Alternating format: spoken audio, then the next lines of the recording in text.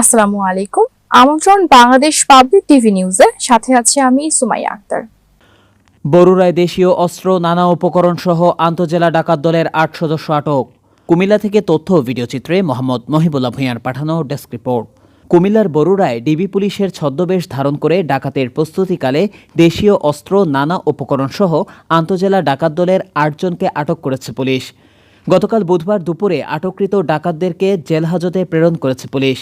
Police ও স্থানীয় সূত্রে জানা গেছে, গোপন সংবাদের ভিত্তিতে কুমিল্লা সদর দক্ষিণ সার্কেলের সহকারী পুলিশ সুপার মোস্তাইন বিল্লাহ ফেরদৌসের তত্ত্বাবধানে ও নির্দেশনায় বরুড়া থানা অফিসার ইনচার্জ কাজী নাজমুল হকের নেতৃত্বে পুলিশের একটি টিম গত মঙ্গলবার দিবাগত রাত প্রায় ১১টার দিকে উপজেলার খোসবাস দক্ষিণ ইউনিয়নের মুগুজি হরিপুর নামক সড়কের পশ্চিম পাশের একটি পারিবারিক কবরস্থান থেকে ডিবি পুলিশের পোশাক পরিহিত আন্তজেলা ডাকাত দলের ৮ জনকে আটক করা হয়েছে।